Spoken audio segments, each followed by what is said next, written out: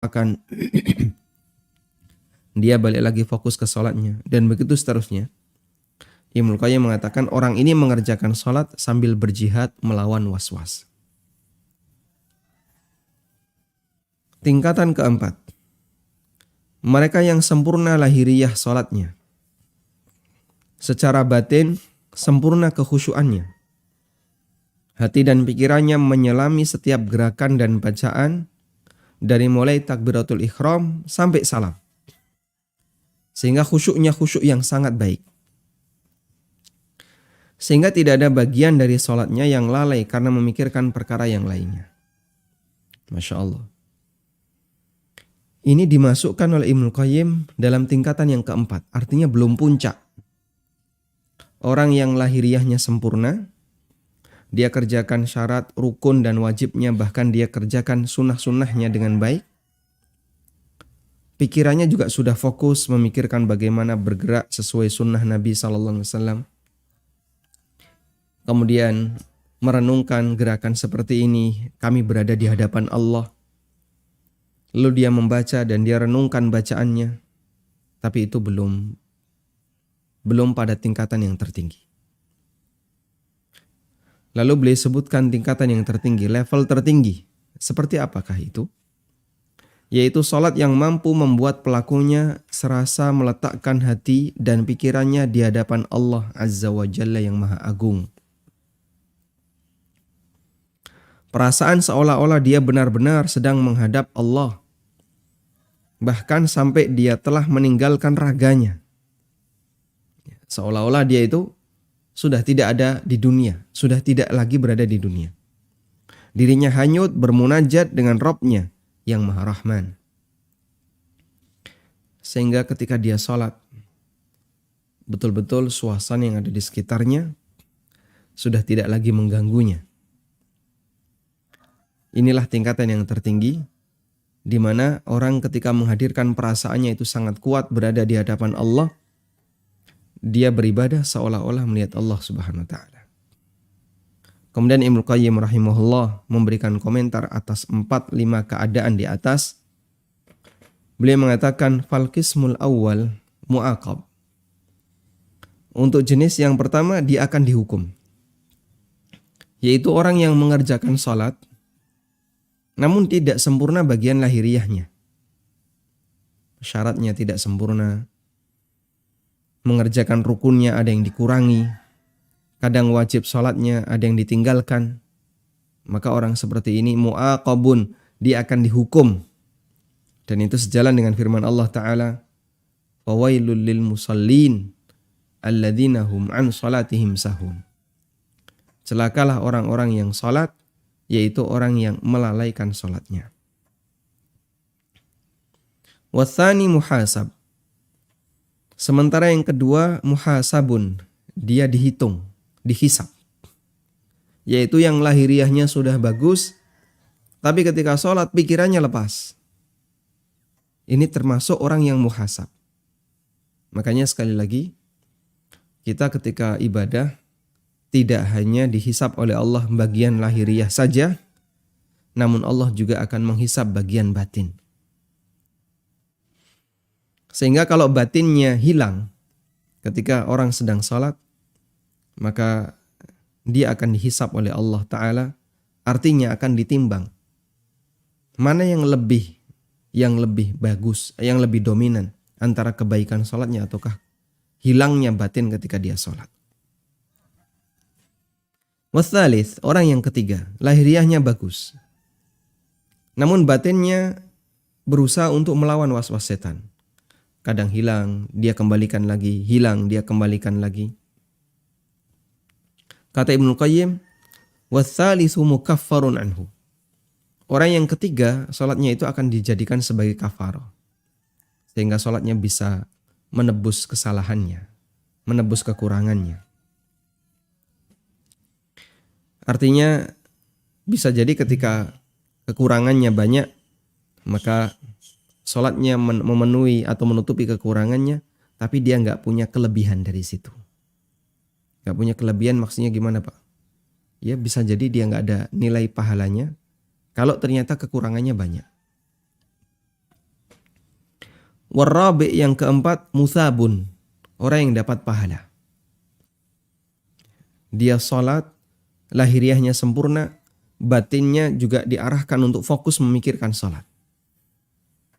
Sehingga dia la yuhadith fi sholatihi nafsah. Dia enggak ngobrol dengan jiwanya ketika dia sedang sholat. Kata Ibnu Qayyim, inilah orang yang musab, orang yang mendapatkan pahala dari sholatnya. Namun itu belum tingkatan yang tertinggi. Wal khamisu muqarrabun. Yang kelima, itulah yang tingkatan yang tertinggi. Muqarrabun min rabbihi. Dialah orang yang didekatkan dengan Rabbnya. Orang yang mendekat kepada Rabbnya. Li'anna lahu nasiban mimman ju'ilat qurratu ainihi fis salah. Inilah orang yang salatnya menjadi penenang jiwanya. Faman qarrat ainuhu bis salatihi fid dunya, qarrat ainuhu bi qurbihi min rabbih azza wa jalla fil akhirah. Orang seperti inilah orang yang salatnya bisa menjadi penenang jiwanya. Lalu beliau mengatakan, siapa yang ketika di dunia salatnya bisa menjadi penenang jiwanya, maka dia akan mendapatkan ketenangan ketika dekat dengan Rabb-nya di hari kiamat. Masya Allah. Sehingga dia ketika sholat itu betah sekali. Rasanya nyaman sekali. Dia kerasan ketika sholat. Sekali lagi, dulu pernah kita sampaikan ya. Orang kalau lagi jatuh cinta, maka saat dia ngobrol dengan orang yang dia cintai, itu betah sekali. Rasanya pengen gak pisah. Pengen ngobrol sangat lama. Maka demikian pula ketika orang mencintai Allah Subhanahu wa ta'ala. Ketika jatuh cintanya luar biasa, dia sangat mencintai Allah, maka ketika dia bermunajat kepada Allah Subhanahu wa ta'ala, dia akan sangat betah untuk bermunajat dengan Allah. Nah, seperti Nabi SAW, beliau mengatakan, wa ju'ilat qurratu aini fis shalah. Ketenangan hatiku itu dijadikan oleh Allah Subhanahu wa ta'ala ketika salat. Nah, sekarang kita akan lihat bagaimana contoh salat level yang kelima.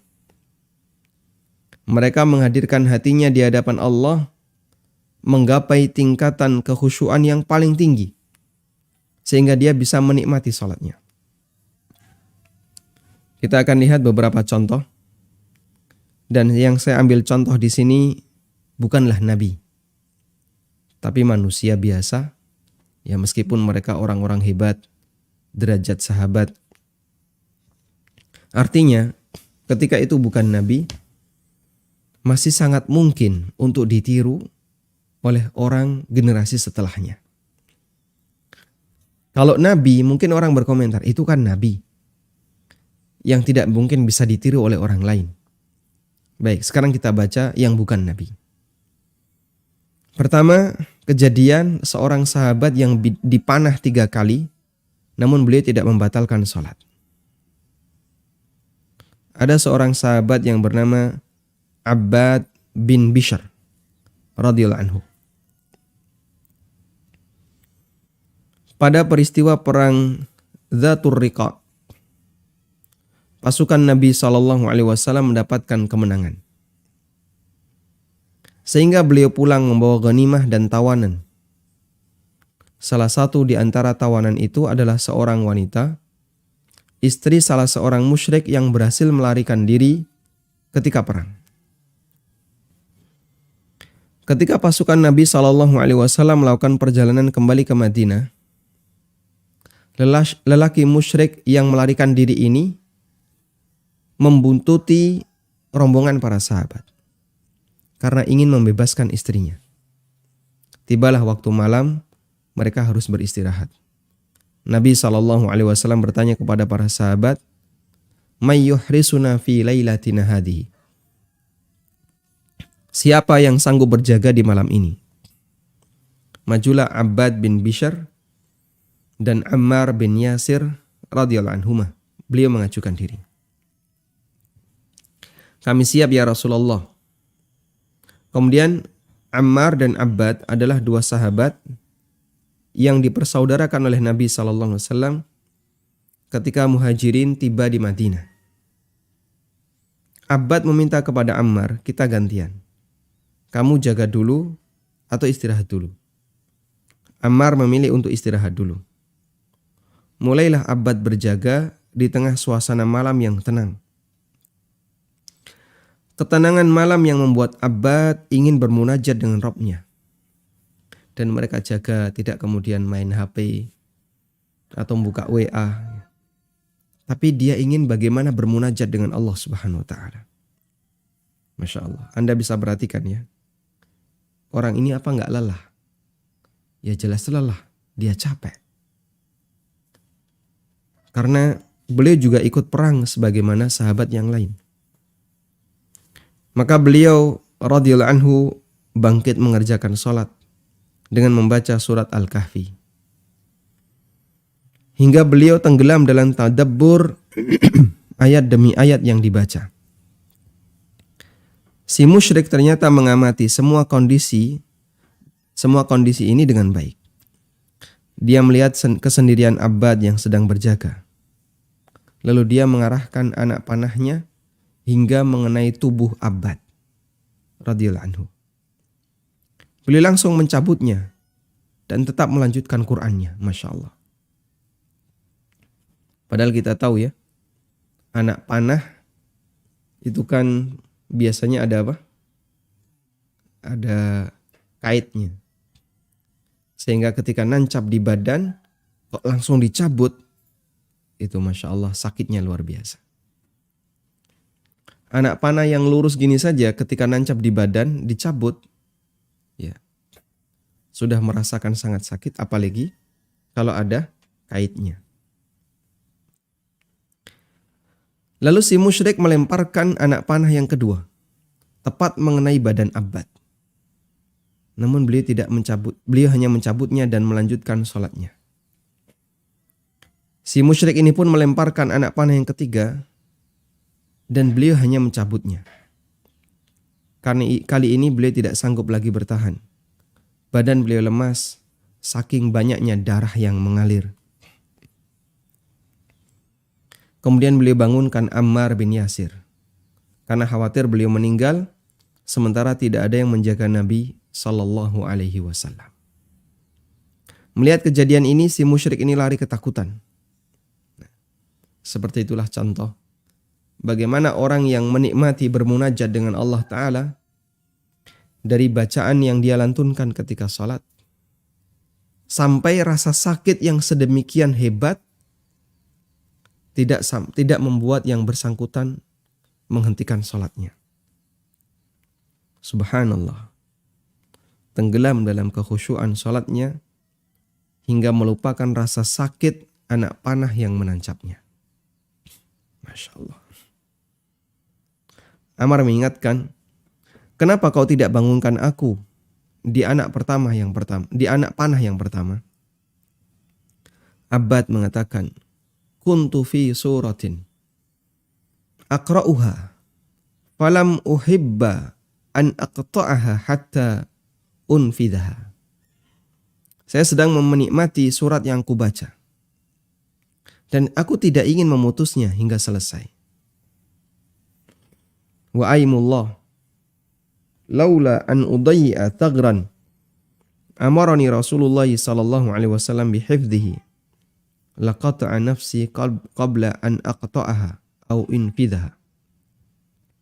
Demi Allah, andaikan bukan karena khawatir aku meninggalkan tugas jaga yang Rasulullah sallallahu alaihi wasallam perintahkan, maka aku rela mati sebelum menyelesaikan bacaan ayat ini. Sehingga beliau berharap pada saat sholat dipanah berkali-kali, andaikan mati dalam kondisi sholat. Mati dalam kondisi membaca beberapa ayat Al-Quran. Dan beliau khawatir nanti kalau beliau mati, sementara yang lain semuanya tertidur, gak ada yang menjaga Rasulullah Sallallahu Alaihi Wasallam. Tayyib.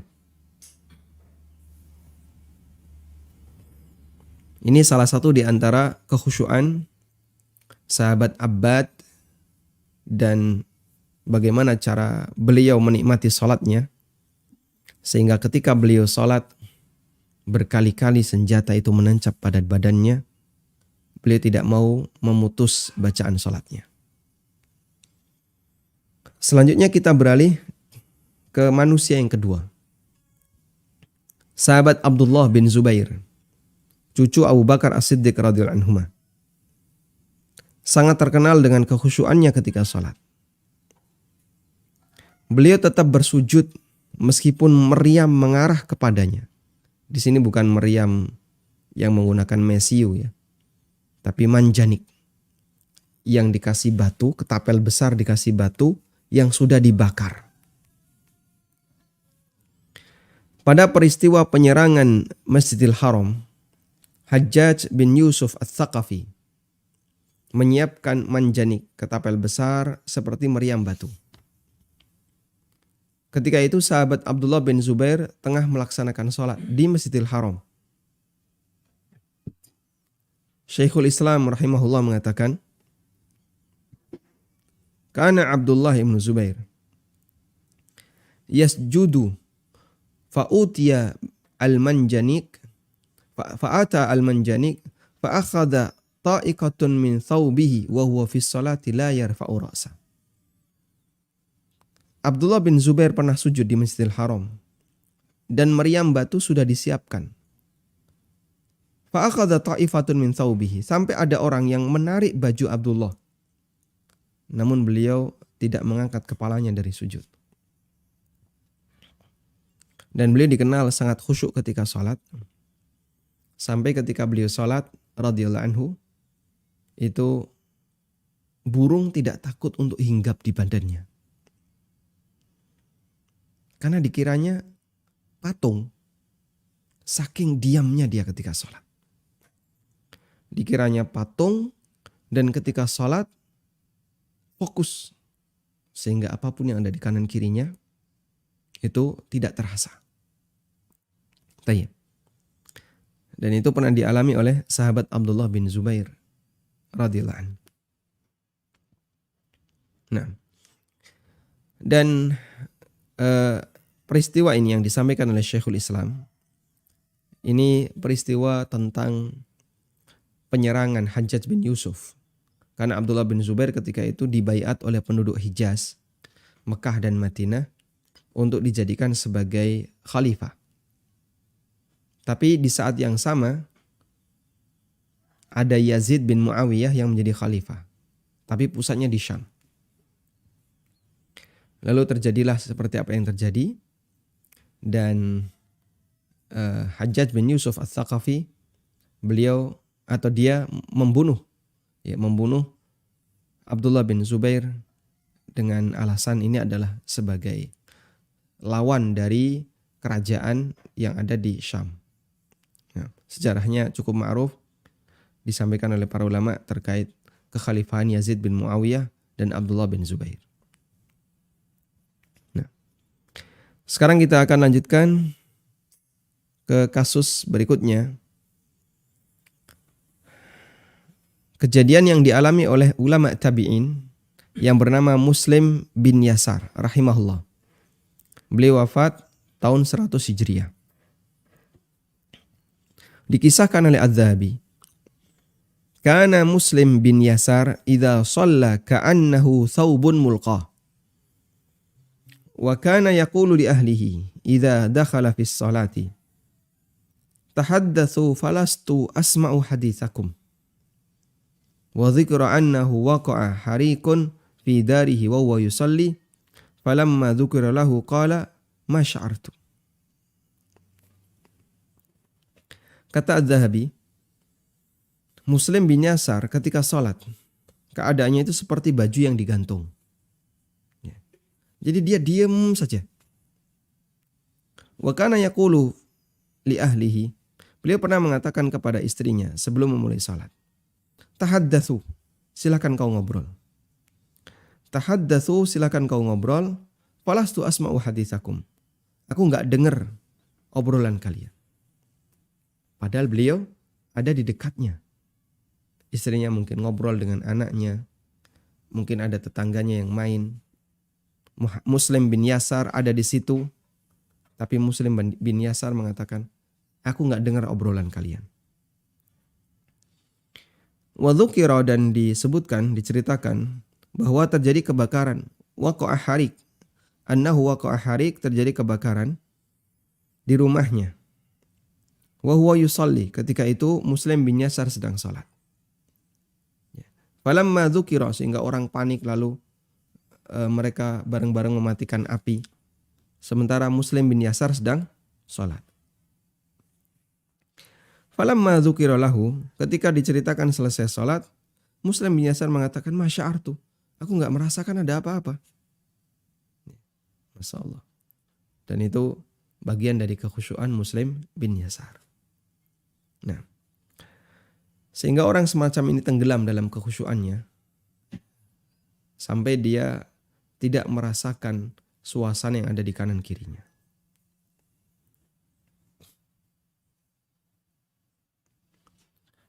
Kemudian yang keempat, orang yang dikenal sebagai Amirul Mukminin fil hadis, penulis kitab Sahih Imam Bukhari rahimahullah.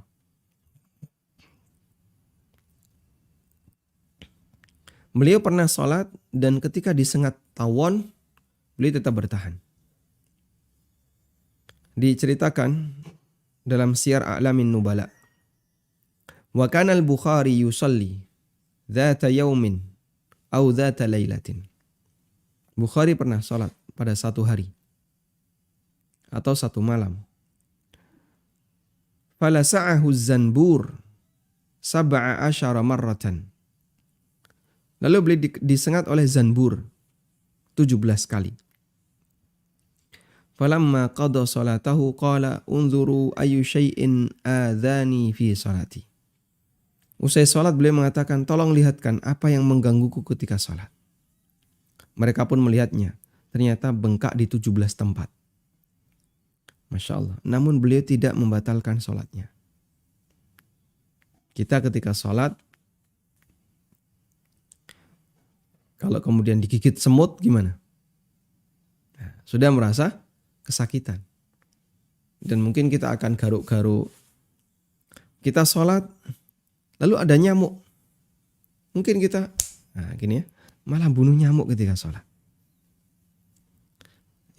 Bahkan ketika sholat ada nyamuk yang berseliweran, kita perhatikan pakai mata. Oh ini terbang ke sini, terbang ke sini. Padahal nyamuk itu belum gigit. Dia baru terbang. Masya Allah. Tapi Imam Bukhari rahimahullah disengat oleh zambur sebanyak 17 kali dan beliau tidak membatalkan sholatnya. Ketika ditanya, kenapa kamu tadi tidak membatalkan sholatmu? Jawab Bukhari, kuntu fi suratin wa ahbabtu an utimmaha. Aku sedang menikmati surat tertentu dan aku ingin membacanya hingga selesai. Sehingga mereka bisa menikmati bacaan dalam salatnya, bermunajat dengan Allah Subhanahu wa taala. Sampai dalam kondisi semacam ini mereka merasa kayak tidak ada apa-apa. Karena dia sedang tenggelam dalam bacaan yang sedang dia nikmati. Kita lanjutkan. Dan kita mohon kepada Allah Subhanahu wa taala semoga Allah menyempurnakan kualitas khusyuk kita ketika salat. Kemudian kita akan bahas tentang mengamalkan sunnah yang beragam. Di antara praktek yang memudahkan kita untuk belajar khusyuk adalah mengamalkan sunnah yang beragam. Para ulama menyebut sunnah yang beragam ini dengan sebutan sunnatut tanawwu, sunnah tanawwu, yaitu praktek amalan yang semuanya diajarkan oleh Nabi Sallallahu Alaihi Wasallam. Sunnah beragam atau sunnah tanawwu itu adalah praktek amalan atau bacaan yang semuanya diajarkan oleh Nabi Sallallahu Alaihi Wasallam. Sehingga misalnya untuk cara bersedekap ada beberapa cara. Cara mengangkat tangan juga ada beberapa cara. Ada yang setinggi pundak, ada yang setinggi telinga. Ketika misalnya apa? Ketika membaca doa iftitah, Nabi SAW mengajarkan banyak redaksi. Nah, semua itu disebut dengan sunnah tanawwu. Dalam ibadah salat ada banyak sekali sunnah yang beragam, baik yang bentuknya gerakan maupun bacaan. Sebagai contoh, mengangkat tangan ketika takbiratul ihram. Terkadang Nabi SAW mengangkat tangan setinggi pundak dan terkadang setinggi telinga. Keduanya berdasarkan riwayat yang sahih. Yang kedua, kesesuaian antara takbiratul ihram dengan mengangkat tangan. Terkadang Nabi SAW mengangkat tangan dulu baru mengucapkan takbiratul ihram.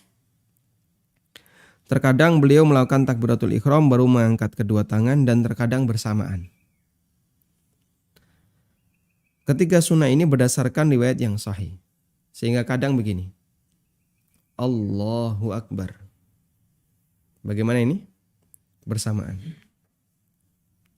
Terkadang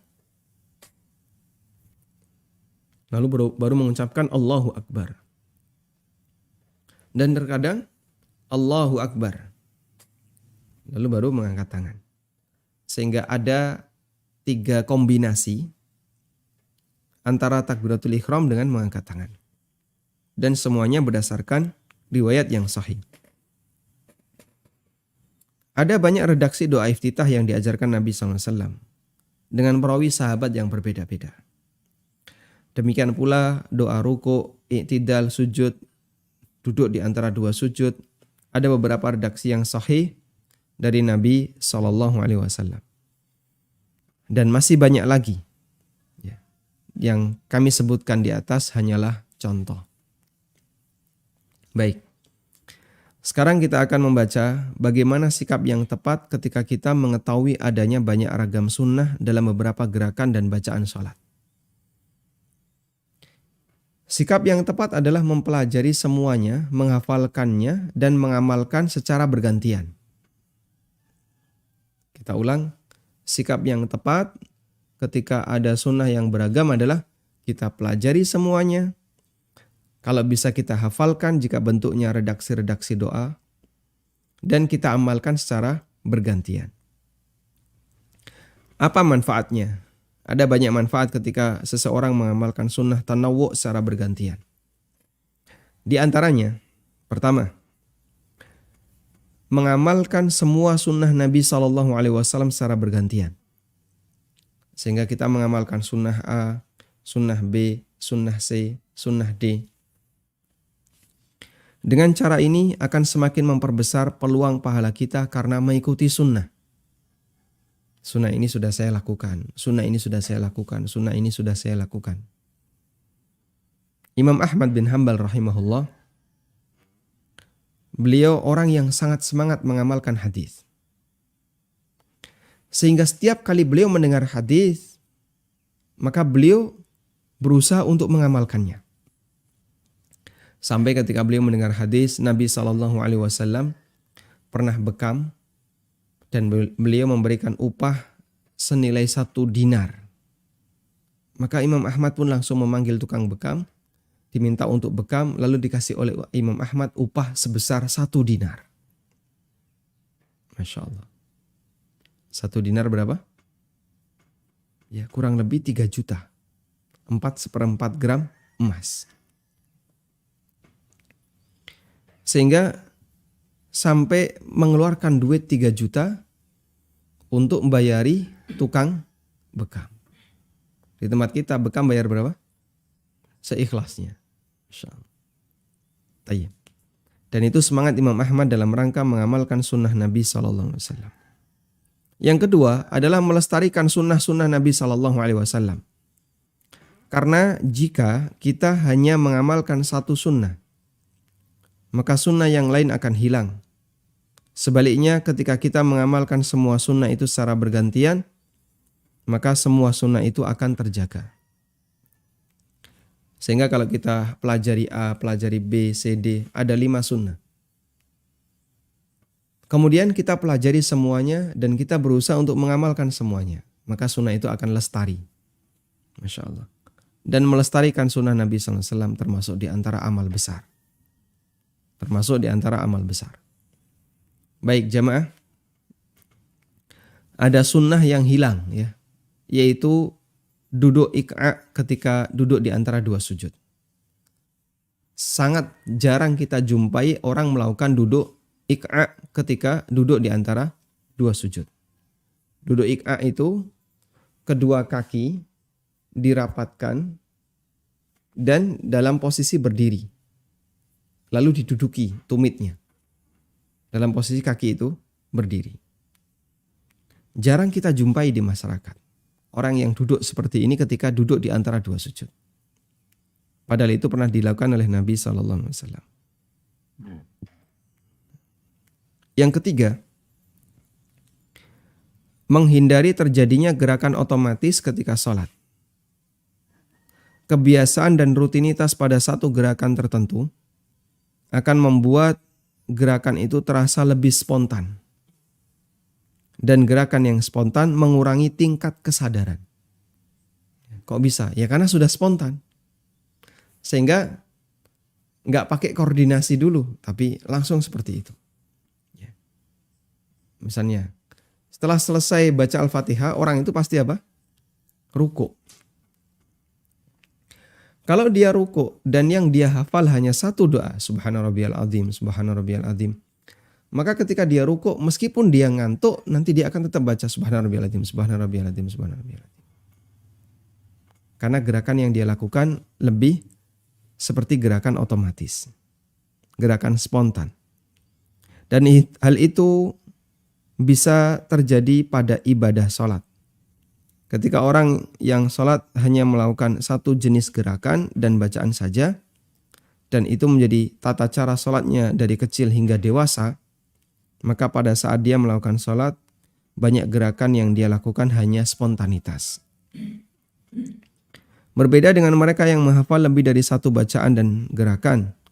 Sebelum dia melakukannya, dia akan berpikir terlebih dahulu gerakan dan bacaan apa yang harus dia pilih. Misalnya, jika orang hanya hafal satu doa iftitah saja, maka begitu takbiratul ihram dia akan spontan membaca doa iftitah itu. Allahu Akbar, Allahu Akbar kabira, walhamdulillahi katsira, dan seterusnya. Berbeda dengan orang yang menghafal banyak doa iftitah. Seusai takbiratul ihram, maka begitu dia selesai Allahu Akbar, dia akan mikir terlebih dahulu. Doa iftitah mana yang akan dia baca. Dengan cara ini, sholat yang kita kerjakan akan lebih khusyuk karena semua diiringi dengan memikirkan mengenai konten sholat yang kita kerjakan. Baik, kemudian masih ada satu manfaat lagi, ya, yang ini juga tidak kalah penting. Menghindari potensi fanatik golongan. Kalau Anda mengamalkan sunnah tanawwu, insya Allah ini nggak terjadi. Kurikulum pendidikan suatu ormas tertentu terkadang hanya mengadopsi salah satu jenis doa atau bacaan saja. Sementara doa dan bacaan yang lain kurang diperhatikan, sehingga sampai menjadi ciri khas. Di Indonesia ada 2 ormas besar, NU dan Muhammadiyah, memiliki kurikulum pelajaran agama yang berbeda. Termasuk perbedaannya adalah perbedaan redaksi doa dan dzikir yang dibaca ketika sholat. Sehingga ada istilah doa iftitah versi Muhammadiyah, doa iftitah versi NU, padahal semuanya diajarkan Nabi SAW. Makanya ketika kita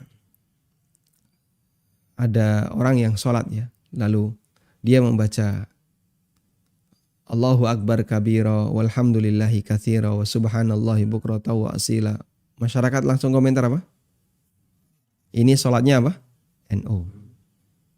Atau saat dia tasyahud akhir dia membaca at-tahiyyatul mubarakatus shalawatut thayyibatu lillah, NU. Sebaliknya, kalau dia membaca Doa iftitah, Allahumma ba'id baini wa baina khatayaya kama ba'adta bainal masyriqi wal maghrib. Oh, ini salatnya Muhammadiyah. At-tahiyatu lillah wassalawatu wattayyibat. Assalamu alayka ayuhan nabi. Ini tahiyatnya Muhammadiyah. Masya Allah. Sejak kapan Nabi SAW mengajarkan salat Muhammadiyah, salat NU? Padahal semuanya adalah sunnah dari beliau Sallallahu Alaihi Wasallam. Maka rasanya akan sangat berbeda jika kita amalkan semua sunnah itu, akan lebih menghilangkan kesan fanatis pada golongan. Saya masih teringat ya, sebagian guru saya yang ada di ormas tertentu pernah tanya, kamu kalau baca doa iftitah baca apa? Lalu saya jawab seperti ini. Kemudian sang guru mengatakan, bagus, lanjutkan yang itu, jangan yang lain. Di madrasah yang lain juga sama. Sehingga karena kurikulum itu mengerucut pada salah satu, lalu ormas yang lain punya kurikulum yang berbeda, akibatnya nanti sholatnya jadi seperti dua sholat yang berbeda. Padahal dua-duanya apa? Sunnah Nabi SAW. Baik. Di samping manfaat di atas, ada beberapa hikmah dengan adanya sunnah tanawu. Yang pertama, bahwa ibadah itu ibarat makanan bagi hati. Dan ketika kita makan, kita tidak hanya butuh satu jenis makanan, namun kita butuh aneka jenis nutrisi. Sehingga kita butuh nasi, kita butuh tahu tempe, kita butuh sayur, butuh kecap, butuh pedes-pedes, dan seterusnya. Akan terasa lebih nikmat ketika apa? Tidak seragam. Coba kalau yang kita makan tiap hari cuma nasi saja, maka mungkin nilai kenikmatannya tidak sama dengan ketika kita makan nasi campur sate, campur tempe, campur kerupuk, dan seterusnya. Yang kedua, bahwa sunnah tanawu merupakan bagian dari kemudahan syariat, sehingga hamba tidak menjadi bosan ketika melakukan ibadah secara bergantian. Maka kadang dia melakukan ruku dengan doa seperti A, doa versi B, doa versi C, dan seterusnya. Wallahu ta'ala alam. Walhamdulillahirabbil alamin. Dan insyaallah kita akan baca lanjutannya tentang macam-macam sunnah tanawu dan aneka doa ruku dan sujud apakah bisa digabungkan. Akan kita bahas di pertemuan berikutnya insyaallah taala. Wassallallahu ala nabiyyina Muhammadin wa ala alihi wa sahbihi wasallam. Wa akhiru da'wana alhamdulillahirabbil alamin. Salurkan donasi Anda. Tidak ada satupun di antara sahabat Nabi SAW yang punya kemampuan kecuali mereka wakaf Untuk pembangunan SDTQ MIPS melalui rekening Bank Syariah Mandiri, kode bank 451, nomor rekening 7441049999 atas nama Yayasan Amal Abadi Indonesia. Info donasi 082 12345 7441. Semoga Allah Subhanahu wa taala memberikan keberkahan dan kemudahan. Wassallallahu ala nabiyyina Muhammadin wa ala alihi wa sahbihi wasallam. Wa akhiru da'wana alhamdulillahirabbil alamin. Wassalamualaikum.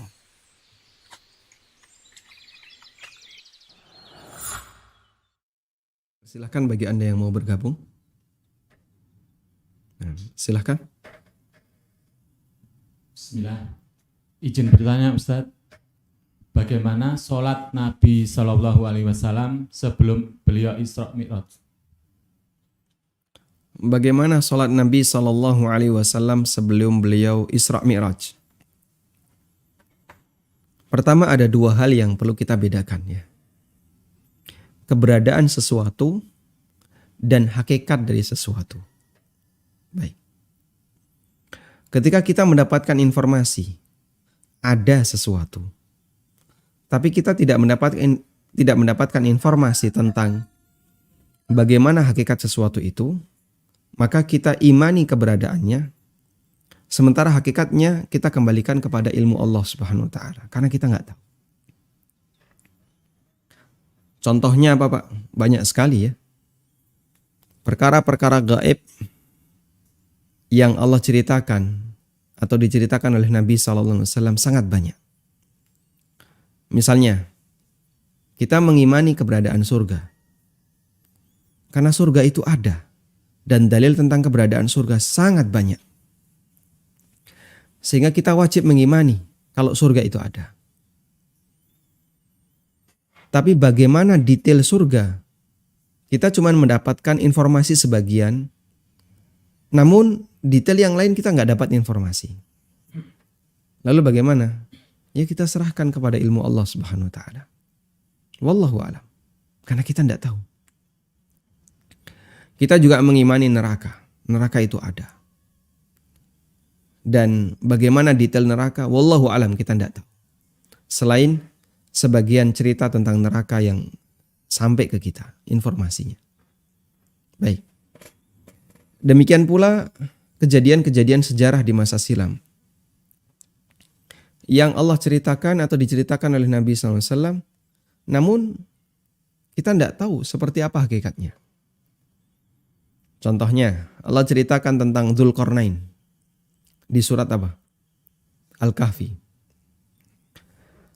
Tapi kita tidak tahu Dzulqarnain itu hidup di tahun berapa, kemudian ketika itu ada nabi siapa, terus bagaimana cara Dzulqarnain itu membuat benteng Ya'juj Ma'juj. Seperti yang diceritakan di surat Al-Kahfi. Ya. Inna Ya'juja wa Ma'juja mufsiduna fil ard. Fahal naja'alu laka kharjan ala an taj'alani. Sesungguhnya Ya'juj dan Ma'juj itu suka berbuat kerusakan di muka bumi. Apakah kamu bersedia wahai Dzulqarnain? Jadi kepala suku di situ mengatakan, apakah kamu bersedia wahai Dzulqarnain? Kami akan kasih Anda upeti. Dengan harapan Anda bisa mendirikan sebuah benteng untuk menghalangi Ya'juj dan Ma'juj sehingga mereka tidak ganggu kami. Lalu dibuatkanlah oleh Dzulqarnain. Dan kita tidak perlu kepo, benteng itu ada di mana. Wallahu a'lam. Yang jelas nanti radmu Ya'juj dan Ma'juj, benteng Ya'juj dan Ma'juj itu akan berhasil mereka rusak di akhir zaman. Yang sekarang kita tidak tahu benteng itu ada di mana. Dan kita kembalikan kepada ilmu Allah Subhanahu wa taala. Tayyib. Kembali kepada sholat Nabi SAW. Lalu Nabi SAW ketika sholat sebelum Isra Mi'raj itu bagaimana? Pertama, sholat sebelum Isra Mi'raj itu ada. Beliau melakukannya. Apa dalilnya? Firman Allah Subhanahu wa taala, "Ya ayyuhal muzammil qumil laila illa qalila nisfahu aw inqus minhu qalila aw zid 'alaihi warattilil qur'ana tartila," dan seterusnya. Yang itu berbicara tentang apa? Perintah Allah kepada Nabi SAW dan para sahabat yang muslim ketika itu untuk melaksanakan sholat. Dan sholatnya Nabi SAW ketika itu di waktu malam. Sehingga mereka melaksanakan ibadah sholat sesuai dengan apa yang diperintahkan oleh Allah Subhanahu wa taala. Menurut keterangan yang lain, Nabi SAW ketika sebelum Isra Mi'raj beliau sholat. Tapi sholat beliau bukrata wa asyiyah, ketika pagi dan ketika sore. Tayyib. Dan juga kita punya riwayat bahwa Abu Sufyan radhiyallahu anhu ketika beliau ditanya pada saat beliau jadi masih kafir ya, beliau ditanya oleh Raja Heraklius tentang ciri-ciri Nabi yang terakhir itu. Salah satu di antara pertanyaan Raja Heraklius adalah, Raja Heraklius bertanya, "Fama ya'murukum?" Nabi yang terakhir itu memerintahkan apa? Lalu kata Abu Sufyan, "Ayya'budullaha wa la yusyriku bihi syai'a." Beliau memerintahkan agar kita beribadah kepada Allah dan tidak menyekutukan Allah dengan sesuatu apapun. Wa an natruka ma yaqulu abauna, Dan kita diperintahkan untuk meninggalkan apa yang menjadi tradisi nenek moyang kami. Dan salah satu di antara cuplikan yang dinyatakan oleh Abu Sufyan adalah wa kana ya'muruna bis salati waz zakati wal afaf was silah. Dan beliau juga memerintahkan kami untuk menjaga salat, zakat, menjaga kehormatan dan menyambung hubungan silaturahmi. Nah, hadisnya riwayat Bukhari, dikomentari oleh Al-Hafidz Ibnu Rajab. Dalam hadis ini menunjukkan bahwa ajaran Nabi Shallallahu Alaihi Wasallam yang paling pokok adalah itu, sebelum beliau mendapatkan ajaran-ajaran yang lain, sehingga sampai dikenal oleh orang kafir, sampai orang kafir tahu. Jadi pengikutnya Muhammad itu pasti nanti kamu bayar zakat, kamu sholat dan seterusnya. Artinya praktek sholat sebelum Isra Mi'raj itu ada. Baik. Kemudian pertanyaan yang kedua adalah, terus bagaimana tata cara sholatnya? Wallahu alam, kita tidak tahu ilmunya. Sholat 5 waktu dengan tata cara sebagaimana yang ma'ruf kita kenali, ya, subuh 2 rakaat, zuhur 4 rakaat dan seterusnya. Ini baru ada setelah Nabi SAW melakukan Isra Mi'raj. Tapi untuk sholat beliau sebelum Isra Mi'raj, itu belum ada sholat 5 waktu ini.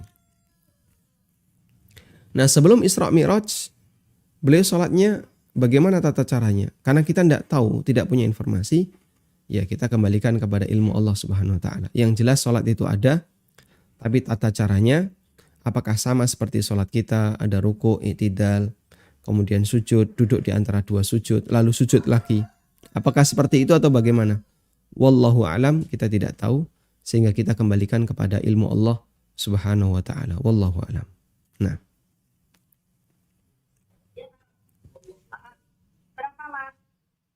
silahkan, Anda sudah terhubung. Halo, assalamualaikum. Waalaikumsalam warahmatullahi wabarakatuh. Silahkan. Iya Ustaz. Baik, sebaiknya volume televisinya di mute. Ya. Ya. Baik. Ini Ustaz.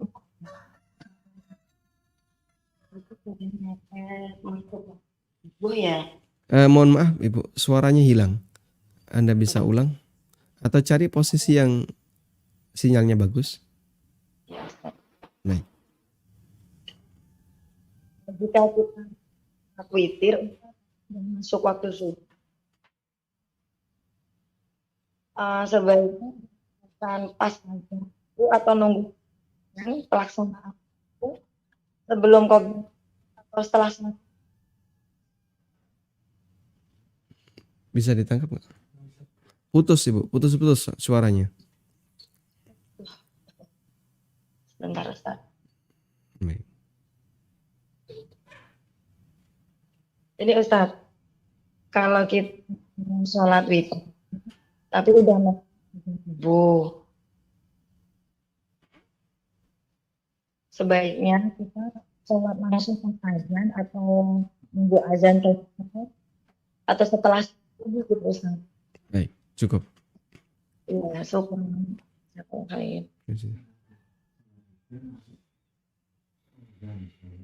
Adzan subuh. Baik. Jika kita sedang sholat witir lalu masuk subuh, sebaiknya bagaimana? Pertama, ulama beda pendapat. Kalau sudah masuk waktu subuh itu, apakah masih bisa sholat witir ataukah belum? Bagi orang yang belum sholat witir. Sehingga misalnya sudah terdengar adzan, lalu Anda belum sholat witir. Apakah masih bisa sholat witir ataukah tidak? Ulama khilaf dalam masalah ini. Sebagian ada yang mengatakan masih bisa, dan sebagian ada yang mengatakan ya sudah tidak bisa, sudah habis waktunya. Dan itu hanya perbedaan pendapat dari sisi apakah masih bisa sholat ataukah tidak. Artinya begini, jika ada orang yang sudah mulai sholat witir sebelum subuh, lalu terdengar adzan subuh, apakah witirnya batal? Jawabannya tidak. Karena adzan subuh bukan pembatal sholat witir. Sehingga Anda bisa lanjutkan sholatnya sampai selesai sholat witir meskipun sudah terdengar adzan subuh. Baik, saya bicara ini dengan asumsi adzan subuhnya tepat waktu. Karena kan sekarang ada khilaf ya. Kalau menurut Muhammadiyah, sekarang itu kecepatan 10 menit. Sehingga adzan subuhnya seharusnya ditunda 10 menit lagi. Nah, namun apapun itu, dalam hal ini, ketika kita sholat, dan kemudian ketika kita sholat witir dan terdengar adzan subuh, maka insya Allah adzan subuh itu tidak membatalkan witir yang kita lakukan. Wallahu a'lam. Baik, silahkan. Assalamualaikum. Waalaikumsalam warahmatullahi. Bang Ustaz, ini mau nanya. Saya tuh ada ditanya sahabat saya perkara apa namanya tuh sabar dan sholat katanya sebagai penolong. Nah, saya itu mengerti untuk diri saya sendiri, tapi waktu menjelaskan ke beliau saya kurang pandai. Nah, itu pemahaman seperti itu gimana ya? Pemahaman bahwasanya sholat sebagai Apa namanya tuh sholat itu sabar dan sholat sebagai penolongmu gitu. baik, cukup. Nah, ada satu lagi Ustadz, kajian Ustadz yang beberapa hari lalu di siang hari yang saya nanya apa namanya itu itu loh apa pengobatan untuk istri. Nah, itu kan saya dengar dari Ustadz suami tidak wajib. Apa itu sebuah dalil yang memang harus dipraktekkan atau memang boleh dipraktekkan, boleh tidak gitu. Jadi ada sama teman itu berbeda pendapat. Itu bukan dalil katanya gitu. Jadi bukan suatu keharusan yang diikutin. Nah, saya kan nggak berani komentar soal itu karena saya belum paham. Makanya ini saya tanya ke Ustadz. Baik. Oke, itu aja Ustadz. Jazakallahu khairan, barakallahu fiik. Ya. Assalamualaikum warahmatullahi wabarakatuh. Waalaikumsalam warahmatullahi wabarakatuh. Allah Subhanahu wa taala berfirman, "Wasta'inu bis salati." Allah mengatakan, mintalah pertolongan kalian dengan salat. Kita coba bacakan teks ayatnya.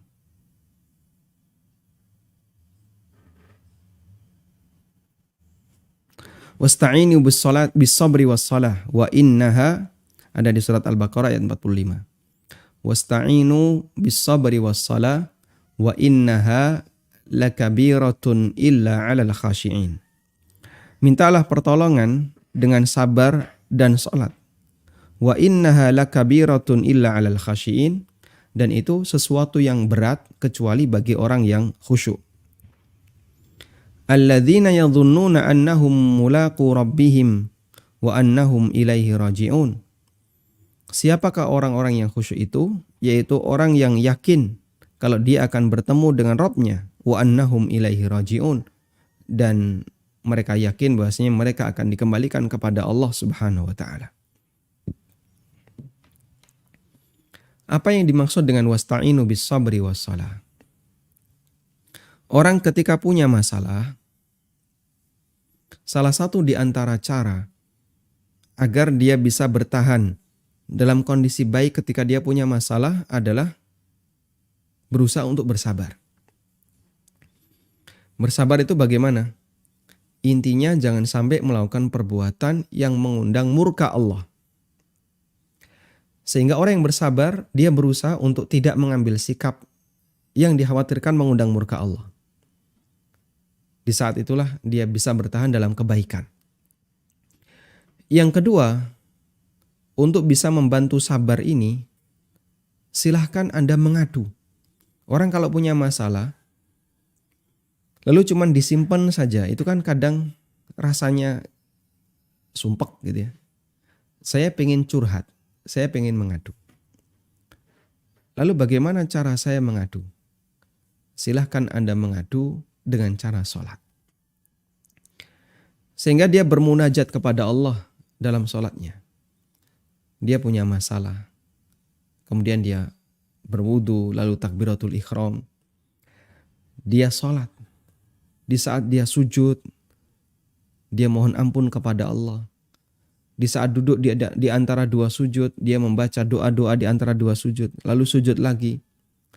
Dia bermunajat kepada Allah, mengadukan masalahnya kepada Allah. Dan itu akan membuat sang hamba menjadi lebih tenang. Sebagaimana yang dilakukan oleh Nabi SAW, karena Rasulullah SAW idza jadabahu amrun shalla. Rasulullah SAW kalau dalam kondisi genting, beliau sholat. Sehingga Nabi SAW ketika punya masalah, beliau sholat. Dan itu cara seorang mukmin untuk melampiaskan atau apa? Untuk melepaskan beban yang ada pada dirinya. Karena kan begini ya, masalah itu ada yang bisa ditangani oleh orang, ada yang nggak bisa ditangani. Nah, ketika nggak bisa ditangani, jangan nekat. Memaksakan diri itu bisa berbahaya. Terus kepada siapa saya harus menyerahkan masalah ini? Serahkan kepada Allah. Pasrahkan kepada Allah. Lalu kita mengambil sebab yang mungkin bisa kita lakukan. Setelah itu pasrahkan kepada Allah. Jadikan itu sebagai solusi setiap kali kita punya masalah. Terutama masalah-masalah yang besar. Ada orang kadang pengen curhat. Pak, bisa nggak saya curhat? Kenapa? Saya punya utang. Anda kalau curhat ke saya tentang utang Anda, saya juga nggak bisa ngasih apa-apa. Utang Anda tetap bertahan sebagai utang Anda. Saya nggak bisa memberikan uang agar Anda bisa melunasi. Saya nggak bisa ngasih solusi apapun karena utang Anda terikat dengan undang-undang dan aturan yang itu mungkin sangat berat untuk dihindari. Sehingga percuma saja kadang kita curhat kepada manusia yang dia nggak bisa ngapa-ngapain. Maka silahkan Anda bermunajat dengan Allah, curhat kepada Allah. Nah, kalau orang sudah curhat kepada Allah, lega rasa hatinya. Saya sudah curhat kepada Allah. Sudah, selanjutnya tawakal kepada Allah Subhanahu wa taala. Semoga Allah yang akan memberikan solusi terbaik. Tinggal nunggu waktu ya. Dan kita berusaha untuk bertahan di posisi sabar sambil bermunajat, sabar sambil munajat. Bukan yang saya maksud adalah Anda tidak berikhtiar, tidak. Berikhtiar sesuai dengan kemampuan. Kalau sudah mentok, serahkan kepada Allah Subhanahu wa taala. Wallahu a'lam. Kemudian untuk kasus yang kedua, ya, masalah pengobatan bagi istri, bahwa suami tidak wajib untuk memberikan biaya pengobatan bagi istri. Ini berdasarkan ijma' ulama. Tidak wajib itu tidak sama dengan dianjurkan. Itu dua hal yang berbeda. Apakah kamu wajib Apakah kamu harus naik motor? Ya tidak wajib. Tidak wajib bukan berarti dianjurkan untuk tidak naik motor, gitu ya. Ada banyak perkara mubah di sekitar kita yang semuanya tidak wajib. Kamu tidak wajib A, tidak wajib B, tidak wajib C. Tapi bukan berarti kamu dianjurkan untuk meninggalkan A, meninggalkan B, meninggalkan C. Itu dua hal yang berbeda. Karena itu bagaimana status suami yang memberikan biaya pengobatan bagi istri? Ya berpahala. Dan dia mendapatkan pahala dari perbuatannya itu. Namun dia tidak itu bukan bagian dari kewajibannya. Ya, itu bukan bagian dari kewajibannya. Sehingga dia mendapatkan pahala sunnah. Dia mendapatkan pahala berbuat baik kepada orang lain yang terdekat dengan dia.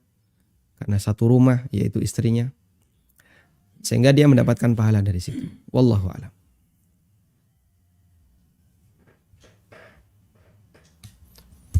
Bismillah, Ustadz, bolehkah seseorang sholat mazhabnya campur-campur? Misal, sedekap cara Syafi'i, tasahud cara Hambali, atau harus Syafi'i dari takbir sampai salam.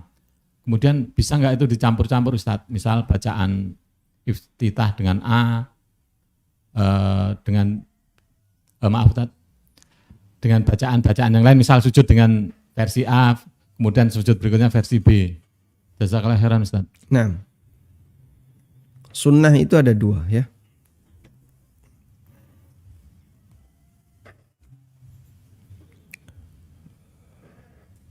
Sunnah ada sunnah tanawwu,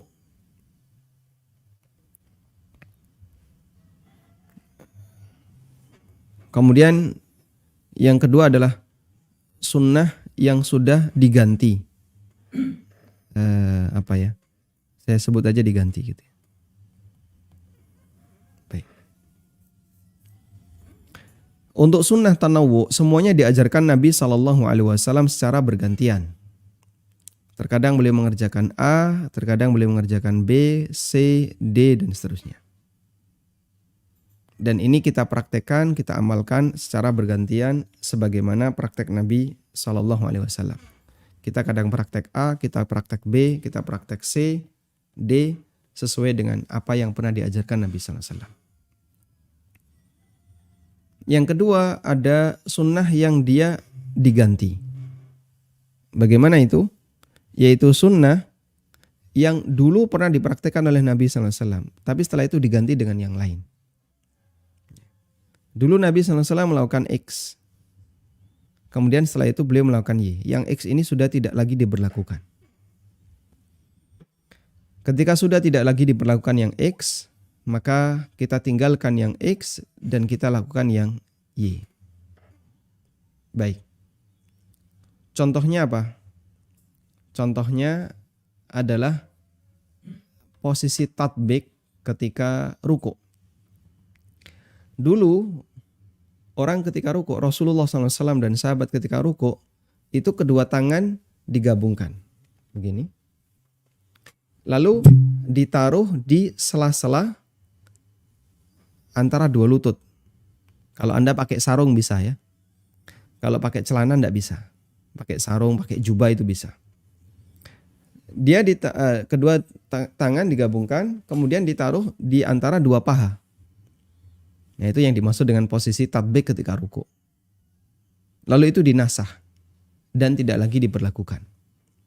Maka orang ketika sholat ruku, posisi tangan yang benar adalah berada di atas ruku, berada di atas lutut, mencengkram lutut, dan tidak lagi diberlakukan tatbik. Tayyib. Kemudian dari sini masih meninggalkan khilaf. Kadang ada sebagian ulama yang mempertahankan ini. Kadang ada yang tidak mempertahankan. Nah, termasuk diantaranya adalah masalah kunut. Kunutnya Nabi SAW, ulama khilaf dalam memahaminya. Apakah ini termasuk di antara sunnah tanawwu ataukah dia sudah diganti? Sehingga ketika dia sudah diganti, berarti sudah tidak lagi disyariatkan untuk kunut. Misalnya, untuk kunut subuh, itu sebenarnya kunut nazilah.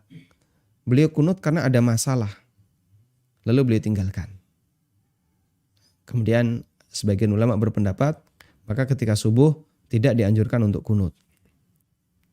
Ada yang mengatakan, oh tidak, beliau kunut sampai beliau meninggal dunia. Berdasarkan satu riwayat. Ya. Dan khilaf di antara para ulama terkait riwayat itu sahih ataukah tidak. Lalu dia mengatakan bahwasanya kunut harus ada dalam setiap sholat subuh. Dan ada yang mengatakan itu bergantian, sehingga mau kunut silahkan, nggak kunut juga silahkan. Sebagaimana witir. Boleh kunut, boleh tidak kunut. Muncul khilaf seperti itu. Terus sikap kita bagaimana? Apakah boleh kita campur-campur? Kalau yang tanawwu silahkan Anda lakukan secara bergantian.